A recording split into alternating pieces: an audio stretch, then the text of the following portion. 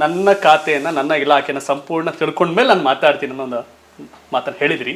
So ಇವತ್ತು ಆ ಸನ್ನಿವೇಶ ಬಂತು. ಶಿಕ್ಷಣ ಸಚಿವರಾಗಿ ಮಧು ಬಂಗಾರಪ್ಪ ಅವರು ಏನೇನು ತಿಳ್ಕೊಂಡ್ರಿ, ಏನೇನು ಮಾಡಬೇಕು ಅಂತ ಅನ್ಕೊಂಡಿದ್ದೀರಿ? ಓಕೆ, ಅದಕ್ಕಿಂತ ಮುಂಚೆ ನಾನು ನಟ ಅಲ್ಲ.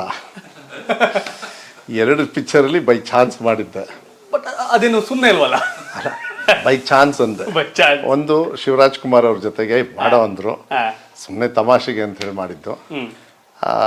It's not my hobby also, but I am a film producer. ನನಗೆ film production, pre production, post production, editing, light, camera ಎಲ್ಲದೂ ಇದೆ ನಮ್ಮ ಹತ್ರ.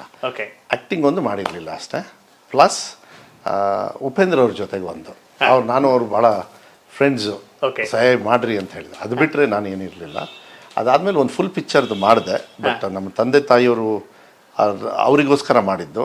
ಅವ್ರನ್ನ ಕಳ್ಕೊಂಡ್ಮೇಲೆ ಅದನ್ನು ಹಾಗೆ ಬಿಟ್ಟೆ. ಅದ್ರ ಬಗ್ಗೆ ಚರ್ಚೆ ಬೇಡ ಇವಾಗ. ಬಟ್ ಎಸ್, ನಿಮ್ಮ ಒಂದು ಭಾಳ ಖುಷಿ ಅಂದರೆ, ಒಂದು ಸಿನಿಮಾ ಮಾಡಿ 10 ಸಿನಿಮಾ ಮಾಡೋದು ರೇಂಜ್ ಓಡಾಡೋ ಟೈಮಲ್ಲಿ 2 ಸಿನಿಮಾ ಮಾಡಿದ್ರು ಇಲ್ಲ, ನಟ ಅನ್ಸ್ಕೋಬೇಕು ಅಂದರೆ ಭಾಳ ಬೆವರಿಸ್ಬೇಕು, ಅದ್ರಲ್ಲಿ ಪಳಗಬೇಕು. ಹಾಗಾಗಿ ಅದಾದಾಗ ಮಾತ್ರ ನಟ ಅಂತ ಒಪ್ಕೋತೀನಿ ಅಂತ ಹೇಳ್ತಿದ್ದೀನಿ.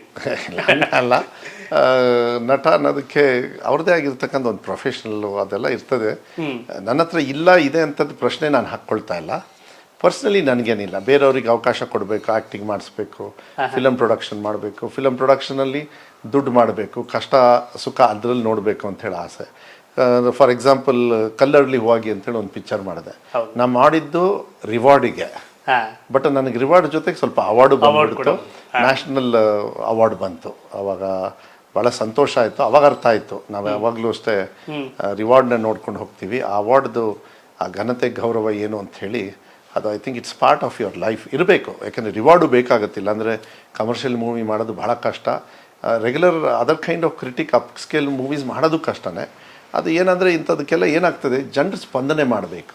Critic or reward or award ಅದಾಗಲಿಲ್ಲ ಅಂದರೆ these things will not continue. That's what I can say as far as film industry is concerned. ಅದು ಮಾಡಬೇಕು. ನಮ್ಮ ಕನ್ನಡದವರು, ಕನ್ನಡ ಸಿನಿಮಾ, ನಮ್ಮ ತಂದೆಯವ್ರನ್ನ ನೆನೆಸ್ಕೊಂಡ್ರಿ 2 ಗುಂಡಿಗೆ ಅಂಥೇಳಿ.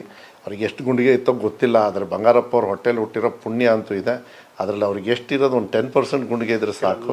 ಮುಂದೆ ಪತ್ರಕರ್ತ ಹೌದು, ಆದರೆ ಒಬ್ಬ ಮಂಡ್ಯದ ಪ್ರಜೆಯಾಗಿ, ಅಲ್ಲಿ ನಿವಾಸಿಯಾಗಿ, ನಾನು ರೈತನಾಗಿ, ಒಬ್ಬ ಪತ್ರಕರ್ತನೇ. ಸ್ಟಾರ್ ಮ್ಯಾಗಝಿನ್ ಅಂತಲೂ ಇತ್ತು, ಬಿಟ್ಟಿಲ್ಲ. ಹಾಗಾಗಿ ನಾವು ಮಂಡ್ಯದವರು ನೆನ್ಸ್ಕೋಬೇಕಾದಂಥ ವ್ಯಕ್ತಿ ಬಂಗಾರಪ್ಪನವ್ರಾಗಾಗಿ. ಸೊ ಹಾಗಾಗಿ ಅದನ್ನು ಕೂಡ ನಾನು ಹೇಳಿದೆ. ಒಂದು ವಿಷಯ, ಸಿನಿಮಾ ಮಾಡೋರು ಇದಾರಲ್ಲ, ಸಿನಿಮಾ ಮಂದಿ, ಸಿನಿಮಾನೇ ಜೀವನ, ಅದನ್ನು ಕಲ್ಪನೆ ಮಾಡಿಕೊಂಡು ಬದುಕೋರು. ರಾಜಕಾರಣಕ್ಕೆ ಬಂದಾಗಲೂ ಕೂಡ ಆ ಕಲ್ಪನೆ ಇದೆ, ವಿಷನ್ ಇದೆ ನಿಮ್ಮಲ್ಲಿ. ಶಿಕ್ಷಣ ಇಲಾಖೆ, ಶಿಕ್ಷಣ ಖಾತೆ ನಿಮ್ಗೆ ಸಿಕ್ಕಾಗ ಏನನ್ನಿಸ್ತು?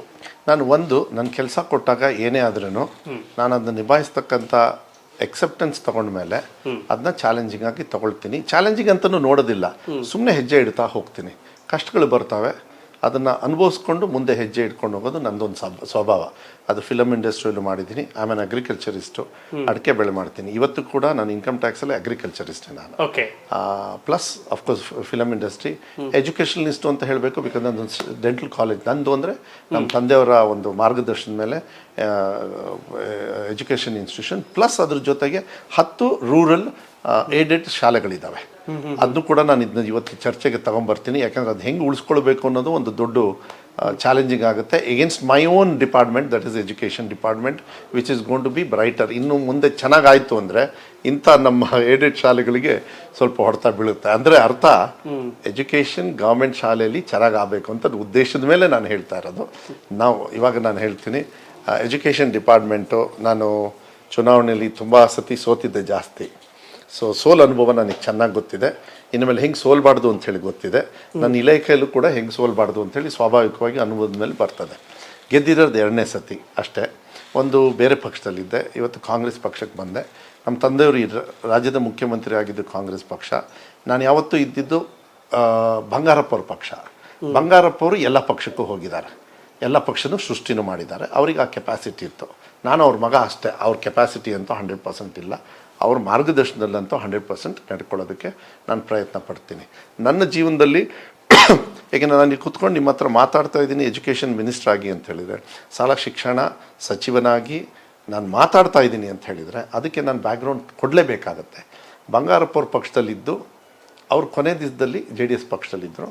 ಅದಾದಮೇಲೆ ನಾನು ಅಲ್ಲೇ ಮುಂದುವರೆದೆ, ನನ್ನ ಡ್ಯೂಟಿನ ಎಕ್ಸಿಕ್ಯೂಟ್ ಮಾಡಿದೆ, ನಂದು ಏನು ಕರ್ತವ್ಯ ಇತ್ತು ಅಲ್ಲೇ ಒಂದು ನಾಯಕನಾಗಿ ಬೆಳೆದೆ, ನನ್ನ ಘನತೆ ಗೌರವವನ್ನು ಇಟ್ಕೊಂಡೆ. ಅನಿವಾರ್ಯವಾಗಿ ಚುನಾವಣೆಯಲ್ಲಿ ನಮ್ಮ ತಪ್ಪಿಲ್ಲ ಅಂದ್ರೂ ಕೆಲವು ಸತಿ ಜನರ ತೀರ್ಮಾನಕ್ಕೆ ನಾವು ತಲೆ ಬಾಗಬೇಕಾಗ್ತದೆ. ಅದನ್ನು ತಲೆ ಬಾಗ್ದೆ, ನಾನು ಸೋಲನ್ನು ಅನುಭವಿಸ್ದೆ. ಆ ಸಂದರ್ಭದ ಮನಸ್ಸಿಗೆ ನೋವಾಯಿತು, ಯಾಕೆಂದರೆ ಅಧಿಕಾರ ಬರ್ತಕ್ಕಂಥ ಸಂದರ್ಭದಲ್ಲಿ ಬರೀ ಅಧಿಕಾರ ಇದ್ದರೆ ಚೆನ್ನಾಗಿ ಬರೀ MLA ಇದ್ರೆ ಆಗಲ್ಲ, ಅಧಿಕಾರ ಇದ್ದರೆ ಈಗ ನಾನು ಏನು ಕೆಲಸ ಮಾಡ್ತಾಯಿದ್ದೀನಿ ಅದು ಅವಕಾಶ ಸಿಗ್ತಿತ್ತು ಅಂತ. ಅದಾಗಲಿಲ್ಲ. ಅದಾದಮೇಲೆ ಕ್ರಮೇಣ ಟೈಮ್ ಬಂದಂಗೆ ನಾನು ಡಿಸೈಡ್ ಮಾಡಿದೆ, ಇಲ್ಲ I have to take a decision ಅಂಥೇಳಿ. ಸೊ ನನ್ನ ಜೀವನದಲ್ಲಿ, ನನ್ನ ವಿವೇಚನದಲ್ಲಿ, ನಮ್ಮ ತಂದೆಯವರ ಅನುಭವ ಮತ್ತು ನನ್ನ ಜೀವನದಲ್ಲಿ ರಾಜಕೀಯ ಅನುಭವದ ಮೇಲೆ ಫಸ್ಟ್ ಟೈಮ್ ನನ್ನ ಜೀವನದಲ್ಲಿ ಒಂದು ಹೆಜ್ಜೆ ಇಟ್ಟಿರೋದು ಕಾಂಗ್ರೆಸ್ ಪಕ್ಷದ ಪರವಾಗಿ ನಾನು ಹೆಜ್ಜೆಯನ್ನು ಇಟ್ಟೆ. ಆವಾಗ ನನಗೆ ನನ್ನ ಅದೃಷ್ಟ ಕಾಕತಾಳೀಯ ಅಂತಿರೋ ಏನು ಗೊತ್ತಿಲ್ಲ ನನಗೆ. ಮೇಲಿಂದನೂ ಕೂಡ ನೀವೇನೋ ಯೋಚನೆ ಮಾಡ್ತಾ ಇದ್ದೀರಾ ಡೆಲ್ಲಿಯಿಂದ, ಬಿಕಾಸ್ ಡೆಲ್ಲಿ ಯಾವಾಗಲೂ ಕೂಡ ತುಂಬ ಪವರ್ಫುಲ್ ಇರ್ತದೆ ಕಾಂಗ್ರೆಸ್ ಪಕ್ಷದಲ್ಲಿ.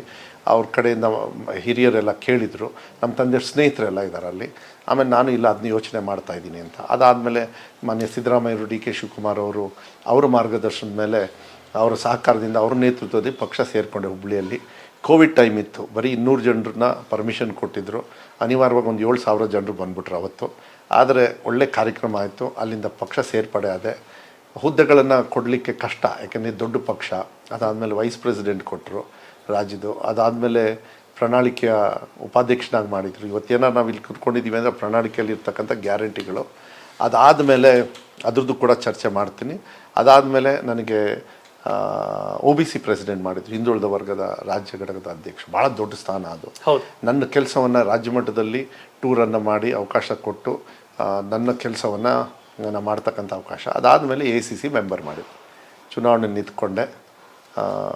ನನಗೆ ಭಾಳ ಸಂತೋಷ. ನನ್ನ ಕ್ಷೇತ್ರದ ಜನರು 44,500 ಲೀಡಲ್ಲಿ ಗೆಲ್ಲಿಸಿದ್ರು. ಐ ಥಿಂಕ್ ಟಾಪ್ 10 ಲೀಡಿಂಗ್ ಟೇಕರ್ಸಲ್ಲಿ ಕರ್ನಾಟಕ ರಾಜ್ಯದಲ್ಲಿ. ಇನ್ನೂ ಹೆಚ್ಚು ಬರಬೇಕಾಗಿತ್ತು, ಆಸೆ ಇತ್ತು. ವೋಟಿಂಗ್ ಪರ್ಸೆಂಟೇಜ್ ಸ್ವಲ್ಪ ಕಮ್ಮಿ ಆಯಿತು. ನಾನು ಯಾವತ್ತೂ ಕೂಡ ನಮ್ಮ ಕ್ಷೇತ್ರದ ಜನರಿಗೆ ನನ್ನನ್ನು ಸೋಲಿಸಿದ್ದಕ್ಕೂ ನನ್ನನ್ನು ಗೆಲ್ಲಿಸಿದ್ದಕ್ಕೂ ಯಾವತ್ತೂ ಕೂಡ ಚಿರುಣಿ ಆಗಿರ್ತೀನಿ. ಮತ್ತು ಸೋಲಿಸಬೇಡಿ ಅಂತೇಳಿ ಕೇಳ್ಕೊಳ್ತೀನಿ. ಯಾಕೆಂದರೆ ಸೋತ್ರೆ ಕೆಲಸ ಮಾಡೋದಕ್ಕೆ ಕಷ್ಟ ಆಗ್ತದೆ. ಆಸೆ ಇರೋದನ್ನ ಗೆಲ್ಲಿಸಿದಾಗ ಕೆಲಸವನ್ನು ಮಾಡಲಿಕ್ಕೆ ಅವಕಾಶ ಆಗುತ್ತೆ. ಅಂದರೆ ಗೆದ್ದು ಕೆಲಸ ಮಾಡೋದಕ್ಕೂ ಸೋತ ಮೇಲೆ ಹೋರಾಟ ಮಾಡ್ಬೋದು. ಆ ಹೋರಾಟ ನಾನು ಯಾವತ್ತೂ ಕೂಡ ಬಿಡಲಿಲ್ಲ. ನಿಮ್ಮ ಮಾಧ್ಯಮದಲ್ಲೂ ಕೂಡ ಬೇರೆ ಬೇರೆ ರೀತಿ ವಿಶ್ಲೇಷಣೆ ಆಗಿ ನೀವು ಕಾಲ ಸಮಯ ತಗೊಂಡು ನನ್ನನ್ನು ತಳಗಿಂದ ತಗೊಂಡು ಚಪಾತಿ ಥರ ಹಾಕಿ ಆಮೇಲೆ ನೀವು ಮುಂದೆ ತಂದು ಬಿಟ್ರಿ. ನಾನು ನೋಡ್ತಾ ಇದ್ದೆ ನಿಮ್ಮ ಮಾಧ್ಯಮದಲ್ಲಿ ನಿಮ್ಮದೇ ಆಗಿರ್ತಕ್ಕಂಥ ವಿಶ್ಲೇಷಣೆ, ನಿಮ್ಮ ಮಾಹಿತಿಯನ್ನು ಪಡ್ಕೊಂಡು ನೀವು ಹೇಳ್ತಾ ಇರ್ತೀರಿ. ಅದು ನಾವು ವಾಚ್ ಮಾಡ್ತೀವಿ. ಕೆಲವು ಸತಿ ಡೈರೆಕ್ಟಾಗಿ ನಿಮ್ಮ ಹತ್ರ ಮಾತಾಡಲಿಲ್ಲ ಅಂದ್ರೂ. ಇದೆಲ್ಲ ಆದಮೇಲೆ ಇವತ್ತು ಗೆದ್ದಾಗಿ ಮಾನ್ಯ ಸಿದ್ದರಾಮಯ್ಯವರ ನೇತೃತ್ವದಲ್ಲಿ ರಾಷ್ಟ್ರೀಯ ಅಧ್ಯಕ್ಷರು ಎಲ್ಲರೂ ಸೇರಿ ನನಗೆ ಈ ಸ್ಥಾನವನ್ನು ಕೊಟ್ಟಿದ್ದಾರೆ, ಸಚಿವ ಸ್ಥಾನವನ್ನು. ಸಚಿವ ಸ್ಥಾನ ಕೊಟ್ಟ ಮೇಲೆ ನನಗೆ ಬೇರೆ ಖಾತೆ ಕೊಟ್ಟಿದ್ದು. ನಾನು ಅದನ್ನ ಹೆಚ್ಚು ಚರ್ಚೆ ಮಾಡೋದಕ್ಕೆ ಹೋಗೋದಿಲ್ಲ. ಆದರೆ ಮಾನ್ಯ ಸಿದ್ದರಾಮಯ್ಯವರು, ಮಾನ್ಯ ಮುಖ್ಯಮಂತ್ರಿಗಳು, DK ಶಿವಕುಮಾರ್ ಅವರು, ಉಪಮುಖ್ಯಮಂತ್ರಿಗಳು, ಸುರ್ಜೇವಾಲಾ ಅವರು, ಇವರು 3 ಜನರು ಐ ಥಿಂಕ್ ಮೇನಾಗಿ ತೀರ್ಮಾನ ಮಾಡಿದವರು ಅಂದ್ಕೊಂಡಿದ್ದೀನಿ. ಆ ಸಂದರ್ಭದಲ್ಲಿ DK ಶಿವಕುಮಾರ್ ಅವರು ಸಿದ್ದರಾಮಯ್ಯ ಸಾಹೇಬ್ರಿಗೆ ಹೇಳ್ತಾರಂತೆ, ಹೇಳಿದರು ನನಗೆ, ಇದೆಲ್ಲ ಚರ್ಚೆನೂ ಆಯಿತು. ಇಲ್ಲ ಮಧುಗೆ ಇಷ್ಟು ಈಸಿದು ಕೊಡಬೇಡಿ, ಅವನಿಗೆ ಸ್ವಲ್ಪ ಕಷ್ಟದ ಕೊಡ್ರಿ, ಕಷ್ಟನ ಚೆನ್ನಾಗಿ ನಿಭಾಯಿಸ್ತಾನೆ, ಸಾಮರ್ಥ್ಯ ಇದೆ.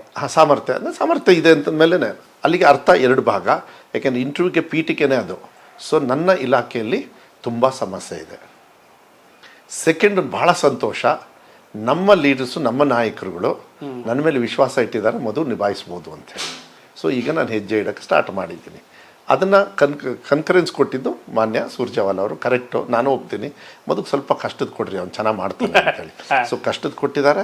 ನಾನು ಅದನ್ನ ನನ್ನ ಡ್ಯೂಟಿ ಅಂತ ಹೇಳಿ ನಾನು ಮಾಡ್ತಾಯಿದ್ದೀನಿ. ಬೇರೆ ಕೆಲಸಗಳಾಗಿದ್ದರೆ ಯಾವ ಥರ ತೊಗೊಳ್ತಿದ್ನೋ ಗೊತ್ತಿಲ್ಲ. ದೇವ್ರನ್ನಂತೂ ನೋಡಿಲ್ಲ, ನಮ್ಮ ತಂದೆ ತಾಯಿಯವ್ರನ್ನ ನೋಡ್ತೀನಿ. ಆದರೆ ನನ್ನ ಈ 135 ದಿವಸದೊಳಗೆ ಈ ಇಲಾಖೆಯನ್ನು ಮಕ್ಕಳಿಗೆ ಸೇವೆ ಮಾಡೋದು ದೇವ್ರ ಕೆಲಸ ಅಂಥೇಳಿ ಹೇಳ್ತೀನಿ. ವಿಧಾನಸೌಧದ ಎದುರುಗಡೆ ಹಾಕಿದಾರಲ್ಲ, god's work is government's work, or government's work is god's work ಅಂತ ಹೇಳಿ.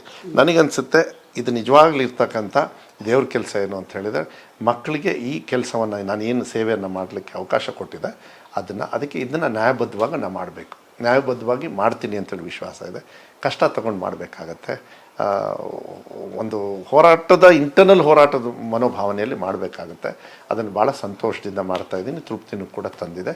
ಹೆಜ್ಜೆಯನ್ನು ಇಡೋಕ್ಕೆ ಶುರು ಮಾಡಿದ್ದೀನಿ. ಅದಕ್ಕೆ ನಾನು ಸಿದ್ದರಾಮಯ್ಯ ಸಾಹೇಬ್ರಿಗೆ ಹೇಳಿದೆ, ಏನು ಸರ್ ಮತ್ತೆ ನನಗೆ ಸ್ಕೂಲಿಗೆ ಸೇರಿಸಿದ್ರಿ ಅಂತ. ಎಲ್ಲರೂ ನಕ್ಕರು. ಎಲ್ಲರೂ ನಕ್ಕರು ಅವಾಗ. ಹಾ. ಸರಿ, ಹೌದು, ಕರೆಕ್ಟ್, ಇನ್ಮೇಲೆ ಚೆನ್ನಾಗಿ ಓದ್ಕೊಂಡು ನೀನು ಬರ್ತೀಯ ಅಂತೇಳಿ ವಿಶ್ವಾಸ ಇದೆ ಅದಕ್ಕೆ ಅಂಥೇಳಿ. I think it's a good experience, good this thing. ಶುರು ಮಾಡಿದ್ದೀನಿ.